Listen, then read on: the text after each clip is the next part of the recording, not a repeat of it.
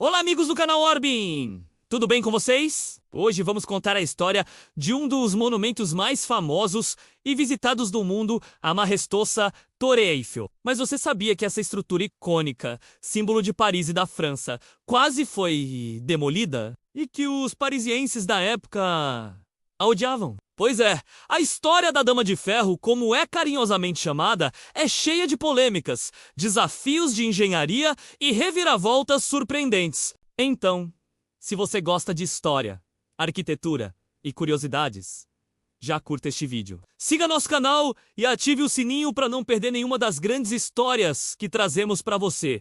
Vamos embarcar nessa viagem no tempo? Tudo começou no final do século XIX. Paris estava se preparando para sediar a Exposição Universal de 1889. Um evento grandioso que celebraria o centenário da Revolução Francesa. Para marcar a ocasião, o governo francês lançou um concurso para projetar um monumento espetacular que servisse como o grande portal de entrada da feira. A exigência principal era clara: construir uma torre de 300 metros de altura, feita de ferro, no coração de Paris, no Campo de Marte.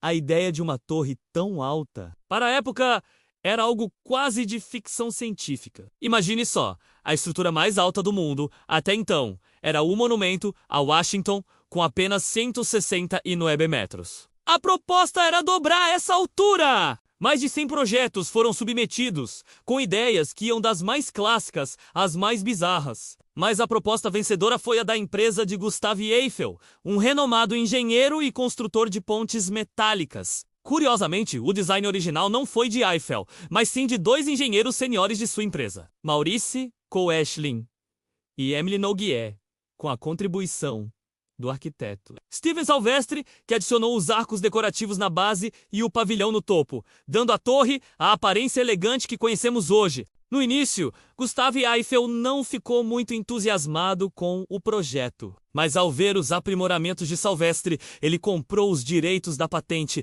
e se dedicou de corpo e alma a transformá-lo em realidade. As obras começaram em 28 de janeiro de 1887. Foi um desafio monumental. A construção envolveu mais de 18 mil peças de ferro putilado, um tipo de ferro mais puro e resistente, e 2,5 milhões de rebites. Todas as peças foram pré-fabricadas na oficina de Eiffel, nos arredores de Paris, com uma precisão milimétrica. Cada peça era detalhada em um desenho, numerada e depois transportada para o local da construção para ser montada como um gigantesco quebra-cabeça. O trabalho era perigoso, realizado a centenas de metros de altura, com ferramentas e equipamentos de segurança que hoje consideraríamos primitivos. Mas graças às rigorosas medidas de segurança impostas por Eiffel, como o uso de andaimes móveis, guarda-corpos e telas de proteção, apenas um trabalhador morreu durante toda a construção,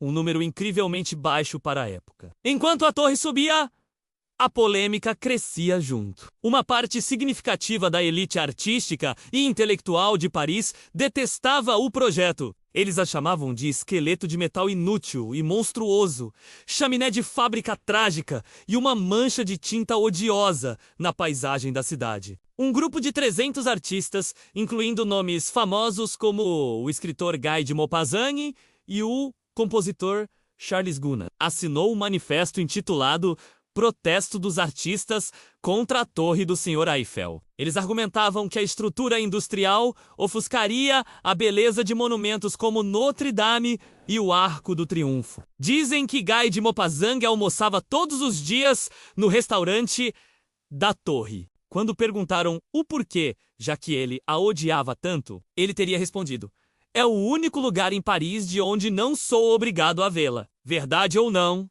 a anedota mostra o nível do descontentamento. Apesar de toda a oposição, a construção continuou em ritmo acelerado. Em apenas 2 anos, 2 meses e 5 dias, um tempo recorde, a torre foi concluída. Em 31 de março de 1889, Gustave Eiffel subiu os 1.710 degraus até o topo para hastear a bandeira francesa, inaugurando oficialmente a estrutura mais alta do mundo. um título que ela manteria por 41 anos até a construção do edifício. Chrysler em Nova York. O sucesso com o público durante a Exposição Universal foi imediato e estrondoso. Quase 2 milhões de pessoas visitaram a torre durante a feira. Os elevadores, uma maravilha tecnológica para a época, transportavam multidões maravilhadas para os diferentes níveis, oferecendo vistas panorâmicas de Paris nunca antes vistas. As pessoas faziam fila por horas para experimentar essa sensação única. Mas aqui vem a grande reviravolta. O contrato original previa que a torre ficasse de pé por apenas 20 anos. Ela deveria ser desmontada em 1909.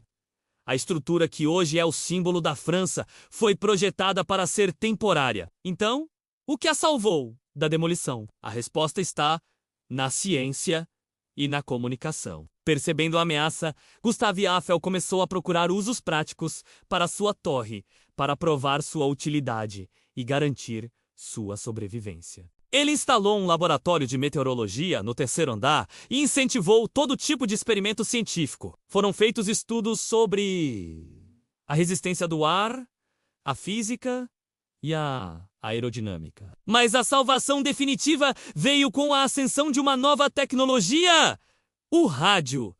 A altura da torre a tornava uma antena perfeita. Em 1903, Eiffel permitiu que o exército francês instalasse uma antena de telegrafia sem fio no topo. Essa decisão foi crucial. Durante a Primeira Guerra Mundial, a torre desempenhou um papel vital nas comunicações militares dos aliados. Ela foi usada para interceptar mensagens de rádio codificadas dos alemães, contribuindo para vitórias importantes. Como na Batalha do Marne em 1914, sua utilidade como uma torre de transmissão estratégica tornou seu desmantelamento impensável. A partir daí, ela se tornou o principal centro de transmissão de rádio e mais tarde de televisão da França. A monstruosidade inútil havia se tornado uma ferramenta indispensável. Com o passar das décadas, a percepção dos parisienses e do mundo mudou completamente. A torre, que antes era vista como uma aberração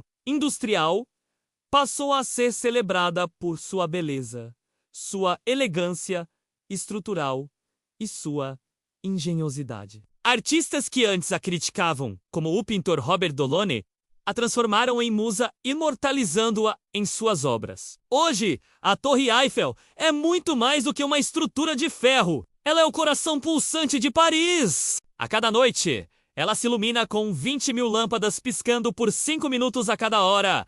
Um espetáculo de luz que encanta milhões de turistas todos os anos. Ela já foi palco de inúmeros eventos, comemorações, proezas de aventureiros e até mesmo cenário de filmes de James Bond, com quase 7 milhões de visitantes por ano. É o monumento pago mais visitado do mundo. A história da Torre Eiffel é uma lição sobre visão, perseverança e como a inovação, muitas vezes, enfrenta resistência antes de ser aceita. Gustave Eiffel não construiu apenas uma torre, ele construiu um ícone eterno. Uma prova de que o que é considerado feio ou radical em uma época pode se tornar o símbolo de beleza e progresso para as gerações futuras. De uma estrutura temporária e odiada, ela se transformou no símbolo imortal do charme e da grandeza de Paris.